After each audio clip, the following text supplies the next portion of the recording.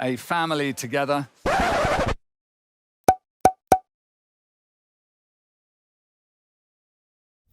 Hello everybody and welcome to Duchess Royale, where I share my opinions and receipts on all things really interesting, but with a focus on major talking points. Some housekeeping first though. Make sure that you like this video, subscribe to the channel, and also hit that notification bell so that you know when the next video is out. So let's just dive in. This is a part 2 of my look at the olive branch narratives used by the royal family, and apparently offered to Prince Harry and Princess Meghan after the Queen's death. In my last video, I focused on King Charles's olive branches, and if you have watched that, then I concluded that they were not genuine. I also looked at the headlines of the Queen offering olive branches to Prince Harry and Princess Meghan, but there I concluded that those ones were probably fake, manufactured by the press, because behind the scenes, they had a good relationship anyway, and they were in communication, and where they wanted to see each other, they did so privately. Now I'm moving on to look at the olive branches by Prince William and Kate Middleton, the Prince and Princess of Wales. But as a recap, we do need to remember what the olive branch represents.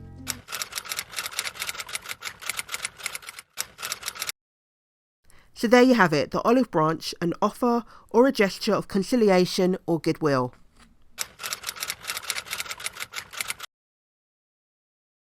Buckingham Palace announced the death of Her Majesty Queen Elizabeth II. So 2 days after the death of the Queen, something we never thought we would see happened. Kate and William reunited with Harry and Meghan. This image of the four walking towards the crowd in Windsor to greet them and thank them for the support was a sight to behold. Their appearance together was a newspaper's wet dream, and it reminds me that in the early days, when Meghan was just Harry's girlfriend, a picture of her alongside Prince Harry, Kate and William went viral, and they were dubbed the Fab Four by the press. Now, having been a married couple, royal couple, for 7 years or so before, it was the addition of the Sussexes with Will and Kate that stirred up hopes and dreams of a new force to help people love the monarchy and to bring in a new and younger audience. But as we all know now, and probably guessed even straight away, the image of the four together again at Windsor after the Queen's death showed a picture of something that was so far from reality. It really is obvious that the relationship between Prince Harry and William is fractured and has been probably for a good 4 or 5 years. British propaganda will have you believe it's mainly from the Oprah interview, but it really goes way back. From reports, I'm guessing that it's even probably not long after William first set his eyes on Meghan. But whilst Harry was a working royal and was on tour in South Africa, he confirmed himself that he was no longer close to his brother, and years later he reinforced this in that Oprah interview. There's a lot we don't know about why they fell out, but what we do know without tabloid spin is that the Cambridges, as they were known then, were reportedly briefing against the Sussexes to the papers. This is heavily implied in the BBC documentary of autumn 2021, The Princes and the Press. The press stories that were put out were not corrected, including apparent lies by the then Cambridges, such as the story that Meghan had made Kate cry over bridesmaids' dresses, which years later Meghan told Oprah was actually the other way round. Also, we can be confident that William would have to have sanctioned Jason North, his communications secretary, and cancelled his non-disclosure agreement so that Jason North was able to provide evidence against Meghan in court in order to help the Daily Mail win the court case that Meghan had brought against them for breach of privacy and copyright. Do you, in your opinion, do you think that Kate and William had approved his decision to do this? I would put my money on it. He would not have cooperated. He would not have with those lawyers without their definite knowledge. Now, that stunt failed miserably, but with William and Kate seemingly always at the centre of the issues that cause Harry and Meghan pain, it's no wonder that they wanted Yep, space. And basically, I don't think that Harry was having warm, fuzzy feelings for his brother either. Now, of course, it would be reported from William's side through his PR Royal Rota reporters that he had beef too.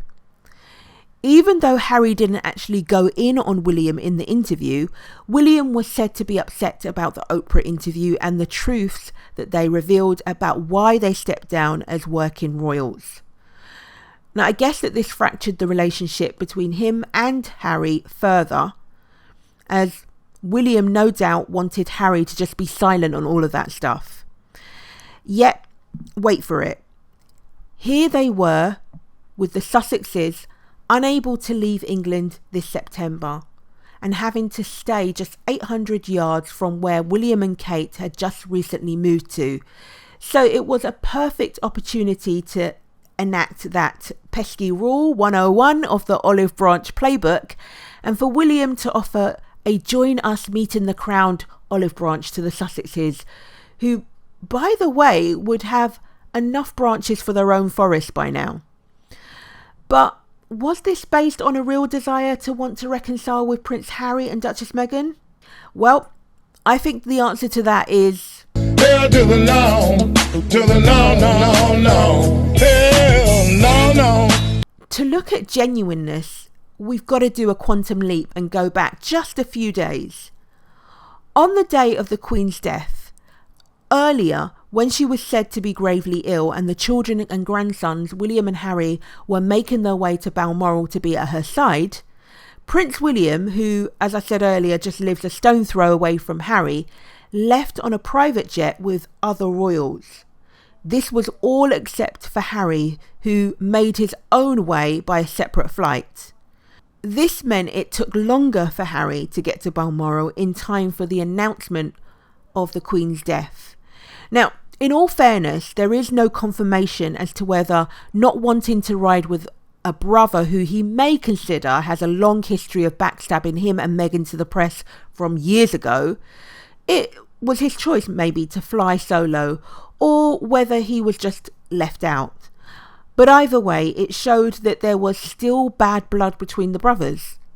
William has reportedly been vocal in putting his foot down and having Prince Andrew iced out of royal life, yet he was photographed driving him up to Balmoral. Then there were news reports that Prince William and Charles dined together that evening, while Harry dined alone or with other royals. There were a few press reports on this, such as this one that said, "Clear divide as Harry excluded from dinner with King Charles, which William attends."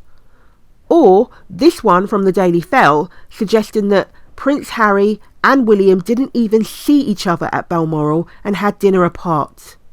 There were also really ill-spirited articles written by the royal reporters, briefed by representatives of the royal family, or perhaps even royal family members themselves, which took shots at Harry's wife, Meghan, the Duchess of Sussex. This is whereby the family were reported to be incredulous that she intended to join Prince Harry at Balmoral. You know, this is her being a supportive wife and escorting him to see his desperately ill grandmother. Just look at this headline here from Rebecca English, who is a Royal Rota reporter. I mean, it just smacks of cyberbullying. This is the day after the Queen's death, and their focus was on attacking Meghan. And it's funny that they accuse Prince Harry of trashing his family, but if this isn't trashing, I don't know what is. It's quite hurtful. And it was something that was also picked up on social media by people who thought that this was well out of order from the royal family and the royal reporters at that really difficult and sensitive time of mourning. So with royal reporters being briefed by the palace to say such horrible things about Meghan, again, it just didn't look like there was any kind of real peace or genuine olive branches being offered to Harry and Meghan by the royal family. And so it makes you wonder about the genuineness of olive branches offered just days later. So again, it didn't look like there was any kind of peace or olive branches being offered around that time. So it's interesting that after the event and all the headlines from this Balmoral stuff that took place, and from the response on social media, it became apparent that the optics of how Harry was treated at Balmoral and over the Queen's death generally were perceived badly and reflected on Prince William and the rest of the Windsor clan, as it looked like they had isolated Harry at an insensitive time. But fast forward a few days, and the so-called invite from Prince William to Harry for the joint Windsor crowd walkabout would have no doubt helped to offset that and perhaps cancel out the heartless optics of the days before, and maybe made people forget about that. This time, for this walkabout, the optics were good for Prince William, and of course it induced warm, fuzzy feelings to some members of the public who longed for the brothers to reconcile. Personally, I noticed that Prince William seemed out of the four of them to be the one making the most effort to have polite chit-chat, and to do this with Prince Harry and even Meghan, who, again, as I noticed, seemed a bit wary and perhaps a bit traumatised by being in the Cambridges or the Welleses' presence. But at the end, both couples got into the same car and drove off into the sunset. It was no surprise that after this reunion, that a day later, paper headlines confirmed how it came about and to whom the halo of the olive branch offering should be given to. Now, I could have done a heading here that said the fight for the olive branch accolade, because initially the reports were that the joint walk was ordered by King Charles, as can be seen here by the Daily Mail article written by Kate Manzi on the 10th of September. Then a fuller headline said, how the new king ordered his warring sons to reunite for the sake of their late grandmother. After a chat with Charles, William blinked first to extend an olive branch to Harry in a bid to show unity at an incredibly difficult time. But that was until the fighting reporters seemed to come to a happy medium for William and Charles. So we ended up with a report the next day on the 11th of September saying that it was, in quotes, William and Charles's olive branch. And that article was written by 6 reporters. Yeah, I said it. 6 whole reporters. Isn't that lovely? All working to that invisible contract and serving the interests of the royals in harmony. Oh my good lord. I mean, did the reporters have to get in a room and have mediation to come up with that joint title?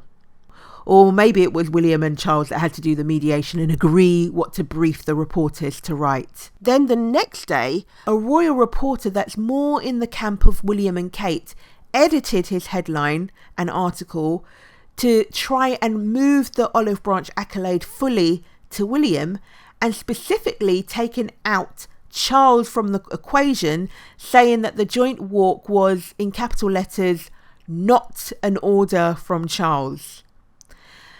So then there were other articles focusing on William and his halo, even one about him beckoning to Meghan with his arm out so as to really drum in that olive branch award for William, as if to say that by extending his arm, he was doing that both literally and theoretically to Meghan. So it seems that William took over the award from Charles. Anyway, whoever came up with the idea, either way, at the time of the walkabout, William, to me, was playing the game. And he knew that it would look good for him, and his royal reporters would fight to put a certain spin on it in his favour in the next days. Why? Well, it makes him appear more boss-like, like instead of a man-baby that some people have reason to believe that he is. With William's status changed from being the Duke of Cambridge to the high position of Prince of Wales, this olive branch encourages people to believe that he's taken his role seriously and showing his love for the Queen, who I assume would have wanted the brothers to reconcile, and that he is the one paving the way for this to happen. However, in my humble opinion, I don't think that's what he's doing. I think this so-called olive branch was a major PR move for the Welleses for other reasons too. Since the Sussexes left for their new life in America, the tabloids and royalists have desperately tried to make the world think that the Sussexes want to and need to align themselves with the royals in order to secure deals and to make money back in America. So in a recent article in The Sun, the author wrote this: William perhaps suspected that they would grab the olive branch with both hands because the ensuing media coverage would enhance their status back in America. This, my dear, is what I call projection. And I believe the reason the Sussexes were invited was because their presence would help the Welleses get some attention in America, not the other way around. You know, America is a country that Harry and Meghan have lived for nearly 3 years now and are embraced and well treated by the press there too. So funnily enough, the royals and particularly Prince William have suddenly taken an interest, having seen the Sussexes thrive and be happy there, as well as doing big projects there too. It's simple. Meghan and Harry generate column inches. I honestly don't even think that detractors would deny that. They generate this both sides of the Atlantic and are a draw for the American media. Even on this walkabout, it meant more US coverage, and as a result, William and Kate got looped into that. Times royal editor Roya Nika got the inside scoop on how the extraordinary reunion making headlines around the world came about. The Fab Four, they were called, and just have not seen them together for quite a while. Extraordinary moment that I think, safe to say, surprised most, if not all of us. So my understanding about that reunion is that William felt very strongly that it wouldn't be right for him to go out and see these floral tributes and see well wishes without his brother. And so he reached out to Harry and said, I think we should do this together. And Harry agreed very quickly. That was Roya Nika, a British royal reporter, taking advantage of the increase in US media interest by virtue of Prince Harry and Princess Meghan joining William and Kate, and really doing her duty to the royal family by pushing the idea of William being the olive branch holder and responsible for what most people were happy to see, him reunited with the Sussexes, who, quite honestly, are the star royal couple. It was Meghan's interaction with the crowd and the image of her hugging a supporter that went viral. I mean, this video on the screen here garnered a lot of coverage on news outlets in America in particular, and the TikTok of it has over 30 million views alone at this time of me recording this, and it's rising. It's actually being compared with the Queen's funeral ratings, and it's been noted that more people have watched Meghan's impromptu TikTok moment than they watched the funeral. Being seen with Harry and Meghan, and as a double whammy, being seen as the one offering an olive branch to them, can only help Prince William's image in America and soften the blow of how he might be perceived in relation to apparently not showing his brother and his biracially skin-toned wife and children much support. However, I must add that despite getting more US exposure than Kate and William would have if they had seen the crowds alone, some US TV pundits still didn't seem to remember their names. When the four of them emerged from the car, you could see Harry get out first, then you saw Meghan, and then the other two royals as well. And the other two royals as well. The other two royals, oh dear. Monarchists who hold Kate and William in slightly higher esteem really did not like that. And I suppose since some of them are said to adopt a Karen-style persona, they registered their complaints about this as reported by this Mirror headline. The point that I am making is that, yes, the royalists and the British establishment propaganda will have you believing that it's Prince Harry and Princess Meghan who seek to be aligned with the British royals to benefit them, but it's just not true. I mean, how can it be when abroad William and Kate are sometimes not even recognised or they go unacknowledged? No, we're seeing the US coverage on account of the Sussexes and the viral videos. That really corroborates my point, which is that the olive branches work more beneficially to William on the issue of PR outside of the UK. I kind of also see this olive branch as a preemptive strike. The thing the royals are scared of is the future of the monarchy and having good, strong support for it at all times in order to ensure the future of the monarchy is strong. Now, not knowing what it will say and if it will include their bad behaviour, I'm pretty sure that the royals are worried about Prince Harry's memoirs and also the deals that they have with Spotify and Netflix. Oh, really? Please. Boom. All these things I think are harmless, but fear can be irrational, especially if you're guilty of something and you've got something to hide. But it's the fear that these things may also help the Sussexes build their reputation on a global scale further. And most importantly, it allows them to tell their own story. People should expect the real me in this, and probably the me that they've never gotten to know, certainly not in the past few years, where everything is through the lens of the media, as opposed to, hey, it's me. I'm just excited to be myself and talk and be unfiltered, and yeah, it's fun. Not the story as told untruthfully by the royal family and palace aides through the back door by the royal reporters. Do you feel any guilt? Do you feel that you have been responsible for fueling a kind of anti-Meghan faction that has been spiteful and targeting and possibly fanciful as well? Quite a lot of what's been said about her has been pretty much manufactured anyway. Well, it's up to you what you think of me. Or perhaps through their haters, such as Piers Morgan, or commented on in a certain biased way by a certain type of television presenter in the British press. So the memoir, Netflix and Spotify, these are powerful and scary for the Wales. By offering this olive branch and appearing to play nice, it could do at least three things.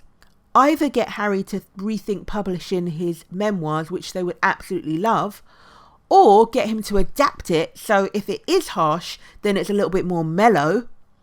Or if it is published and there is damaging stuff, they could then, through the use of their invisible contract with the media, continue to push this narrative that Harry is the problem one. He's the problematic one who doesn't want peace. I don't want peace. I want problems, always. They, I think, will try and use this olive branch moment and all the other apparent branches given to the Sussexes to make it look like they have done all they could from way back when in order to be nice and peaceful to the Sussexes after driving them out. And they would hope that this would drown out or counteract the truth from Harry's book. Now, I do find all of this funny because I expect that the memoir might indicate ill treatment to the Sussexes that they've experienced within the institution, but haven't we just seen them being really badly treated with all this stuff at Balmoral and how they tried to humiliate Harry over the funeral and the ongoing vicious press briefings that make it clear that they are still not being kind to Meghan behind the scenes?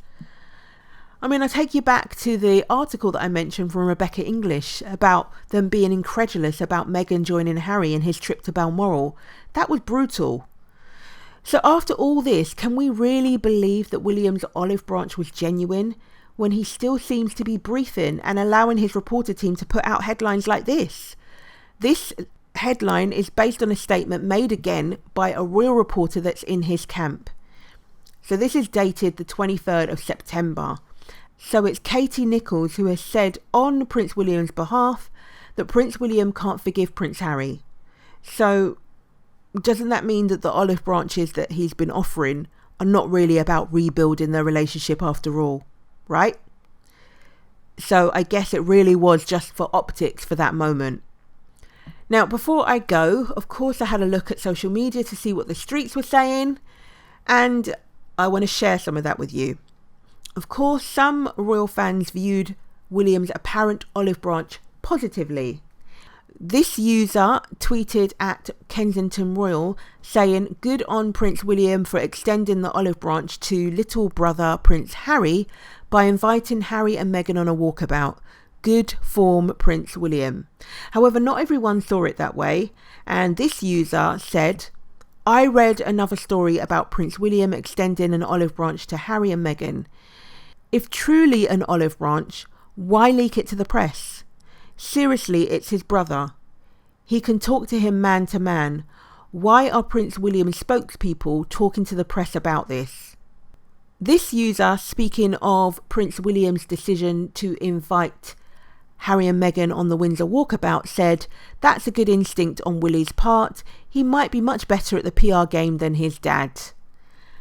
And on another one, replying to a post which talked about Kensington Palace, which is William and Kate's base, and commenting that the Windsor walkabout was to show unity, I definitely agree with this user who said that the palace are aware how much attention is on Harry and Meghan, good or bad.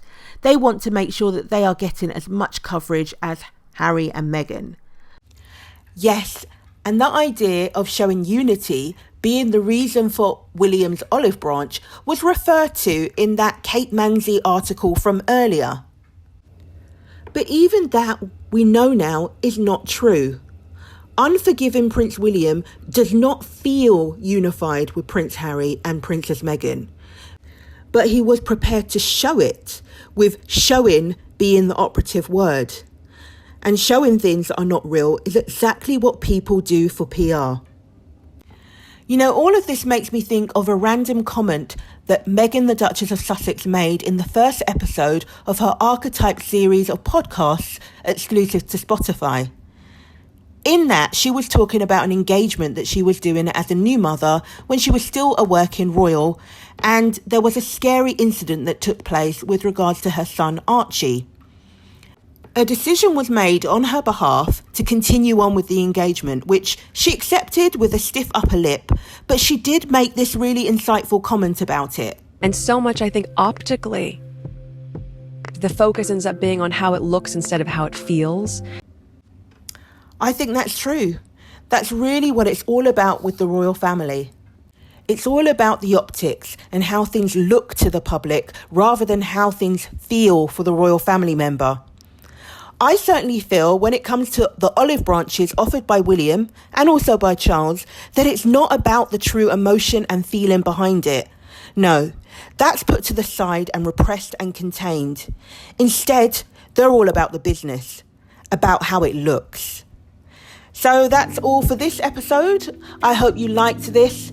Please do like the video, subscribe to the channel and click that bell for a notification for when the next video comes out. Also, let me know your thoughts.